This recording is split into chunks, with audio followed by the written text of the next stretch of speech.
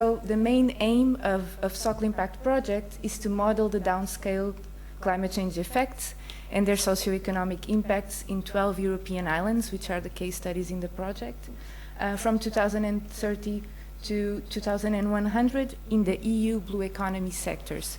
So the EU blue economy sectors are the coastal and maritime tourism, aquaculture, maritime energy, and transport. And then the goal is based on this information of the impacts and how climate is going to affect these economic sectors in islands, is that we can actually develop and assess both decarbonization and adaptation pathways for islands in the long term. And so essentially, I started this work in Azores this year, but also last year. And we began the work by defining what are the key elements, so the factors that are most relevant for whale watching activity. And these factors might vary according to our case study. So for me, it's the first time in Tenerife, and I've learned a lot today here with all of you. And so the idea is that we can look at these elements and then adapt them or specify them according to the reality we are looking at. And I will go into a bit more of detail in this, but just to give you an overview, so essentially what do we need? Well, to do whale watching, we need cetaceans, obviously. Also tourists. There's also the aspect of costs, the costs that companies have with the activity, the income that's essentially associated with the ticket price, and the tour type, which essentially has to do with aspects of the tour. So the duration, the distance from shore, the number of operators or number of vessels, and then also, of course, regulations. So protected areas, the number of licenses, and the norms that are in place. And then we have a knowledge element. So in terms of environmental education and research and monitoring, and then all the environmental pressures that exist and that are obviously a part of our environment. And so this is just a conceptual way to map some of the elements that are key for whale watching. And now I'm going to talk a little bit about the climate scenarios. So essentially, climate scenarios, they're called representative concentration pathways, and what they do is they try to capture and make predictions on how the concentrations of greenhouse gases in the atmosphere will change in the future based on the different human activities. And this might vary, so we don't know how the future is going to look like and how we are going to behave in terms of the development of technology, population growth, GDP. And so these models consider different options in these human activities that will then translate into emissions and in turn into different concentrations of greenhouse gases. And so we have the first scenario, which is RCP 8.5, and this is called the worst case scenario. So in this scenario there are high emissions, and this is equivalent to an increase in temperature of 3.2 to 5.4 degrees. And then we have other two scenarios here in the middle, which are scenarios that already consider some mitigation and some mitigation measures. And so they decrease their emissions, and so they are called a bit middle of the road scenarios. And then we have RCP 2.6, which is the lowest emission scenario, and this scenario takes into account that there is a strong there are strong mitigation measures in place, and that there is a peak in emissions in 2020, and then there's a very strong decrease.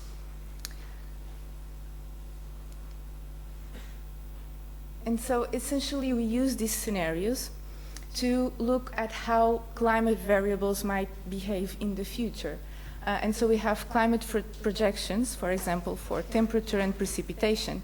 And these are projections for the Canary Islands. And the projections show that there is an increase in annual temperature across all scenarios between 1 to 2.68 degrees, and that winter precipitation is projected to decrease under all scenarios between 10 and 37%. Then we can also look at indexes, and so the SPEI index is one of the index that is that was produced and is being still. This is a deliverable that is still under development, but this index was calculated by our project modeling teams, and the index evaluates the drought. And as you can see, there is a clear transition to drier conditions, even in the most optimistic scenarios, so the one that's called RCP 2.6, and in particular, Gran Canaria, Fuerteventura, and parts of Tenerife are projected to experience moderate to extreme dry conditions under this optimistic pathway. And if we look at a less optimistic pathway, which is the RCP 8.5, you can see that for all the islands, extreme dry conditions are expected by the middle of the century. In relation to sea surface temperature, we have a mean annual average from the reference period, that is from 1961 to 2000, where there is an increase of 0.19 degrees per decade and is projected to increase by 1 to 1.5 degrees by 2050. These projections were made using the A1B scenario, which were the scenarios used before the last IPCC assessment report, but essentially the A1B scenario is most similar to the RCP 6.0, which is the one in the middle. Then there's also projections on wave height, and we have an annual mean significant wave height for the reference period of 1986 to 2005 for the Canary Islands of 2.8 meters, and projections indicate that wave height might be maintained or even decreased. And this has to do also with the decrease in winds in the North Atlantic. Related to extreme weather events, so there was an assessment of extreme temperatures, which is the number of days where the temperature is above the 98th percentile. And for the worst case scenario, so RCP 8.5, by the end of the century, around 90 days per year we'll have extreme temperatures in the Canary Islands. In addition to extreme temperatures, discomfort levels were also calculated based on an humidity index. And so also for the worst case scenario, by the end of the century, around 75% of days of the year will have human discomfort conditions. And in addition to this, the mean sea level rise will be from 15 to 30 centimeters by the end of the century under the most optimistic pathway, and from 40 to 70 centimeters under RCP 8.5. I understand that this is a lot of information and there's a lot of detail that takes into consideration all of these projections. But one of the issues that I wanted to highlight is that there is a lot of uncertainty when we're assessing and modeling climate and providing these projections. Essentially, in islands, the topography is very important to do these projections, and topography is often too detailed for the model and even regional climate global models to resolve. And in addition to this, we need long-term data sets that are consistently collecting data, and so local meteorological stations are often non-existent or don't have these long-term data sets, which then increase uncertainties in the models. So essentially, there are several methodologies that you can consider when working in scenarios of large uncertainty, and one of them is scenario building. So essentially, scenarios consist of storylines or narratives of how the future is going to be. And these scenarios are consistent and coherent within themselves, and they are qualitative stories that can also be further detailed quantitatively. Ideally, that's the goal. And so essentially, I will just show you some of these scenarios or some of the hypotheses of what might happen in the future related to the key elements that I've talked about previously. So for whale watching to happen, we of course need to have cetacean species, and we need obviously the species to be there. So presence and abundance of species is obviously relevant, and also the distribution of the species. So one thing that might happen is that there can be a decrease in abundance and presence of species, particularly resident species, which are important here in Tenerife, and they might not be sighted year-round. And in addition to this, there can also be changes in diversity and seasonality. So more tropical species might appear, and species such as the common dolphin, which are colder water species, might also change their distribution due to an increase in the water temperature. And so essentially what this might mean for the whale watching is that there will be a decrease in sightings, or eventually an increase in the duration of tours, because this might mean that companies will need to spend more time searching for the animals, and so the characteristics of the tour might change. Then another key element is tourists, and so there might also be changes in the seasons and the number of tourists within those seasons. So now we have a high season and low season, but this might change because tourists might experience an increase in temperature in their own countries on one hand, and on the other, the changes in climate at destination, specifically with the discomfort levels and extreme temperatures, might originate a shift in these seasons. But of course, many other factors play a role here, such as the increase in fossil fuel prices, water scarcity, or biodiversity pressure that can be increased with climate. And of course, this is a very simplistic way of looking at tourists and tourism, because tourism is a very complex system, but it's only to provide an idea of what might happen if there's a decrease or shift in the number of whale watchers, and that might also then affect competition or increased competition among companies. So looking at costs, these were some of the costs identified firstly in the work that we developed in Azores. And so one of the costs that was identified was fuel, and the cost of fuel might increase, as well as the quantities if companies need to travel faster or longer.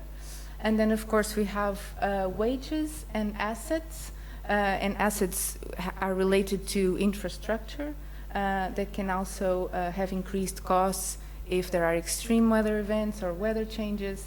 And then insurance, which was also mentioned by, highlighted by many companies in Azores, which as a big part of their current costs, and that might also increase in the future if the challenges for adaptation are high.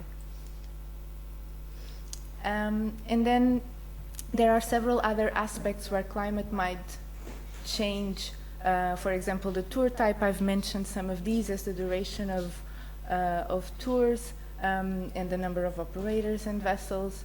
Then climate might also change the species distributions. And so then regulations that are currently in place, such as currently protected areas, might not be protecting what they were initially aimed to protect if species move. And also the other environmental pressures. So I listed a few of them here, and I understand from today here in Tenerife the issue with acoustic pollution, the crowding of boats, so the nautical tourism, the marine litter, which is a global problem, but is a very serious one.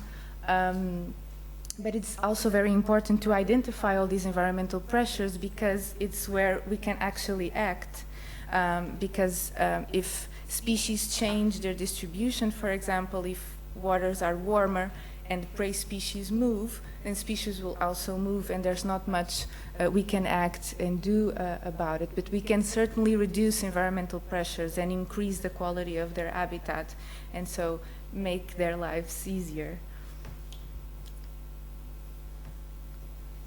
And so essentially what I propose, and what I also propose to bring into the table and into the discussion in the following session, is to look at some adaptation measures. So if some of these measures make sense for you or not. So for example, we can talk about reducing threats to species, or manage competition. Could we manage competition by having slots for tours or alternative tours? Could we offer different tours in the future? So if animals are not so easy to find, could we develop a tour that also includes other aspects such as social or scientific projects that are a part of a larger tour? So we can offer these tours that are slightly different as a way to adapt to changes in climate. Then maybe also reduce the cost of insurance by sharing insurance with other companies. Would that even be a possibility? To reduce the cost of fuel and energy use through updated or upgraded engines. And it was very interesting to see the example of the boat from one of the whale watching companies and using renewable energy. So I think it's interesting to be able to think, and I think the issue with climate change can bring us that, is to think a little bit outside of our normal day-to-day current issues, which we obviously need to focus on, but the idea is that we can explore and discuss this. And so I imagine that many of these measures might not apply, or you might think that they're not very useful, or you might apply some of the measures differently. Some you might even say that are very costly, and so you would opt by another measure, for example. And so essentially this is my proposal, is that we can discuss some of these measures, and of course integrate these measures with the sustainable whale watching practices that have been the topic throughout the day here. And also try to understand a little bit of what type of information do you need to make decisions in the future as well. So that is very important, so that we can understand where we are going. So in terms of fulfilling a vision of sustainable tourism, but also looking at climate and how climate might change our vision and where we want to go. Well, I was very inspired by all of you here today. It's very interesting to see for someone who just arrived literally to Tenerife, that there is this change and the willing to change the activity to a more sustainable one. And so I hope that well, I can be a part of the discussion and learn, and also learn with all of you. So thank you very much for being here, and thank you, Patricia, for inviting me for the workshop.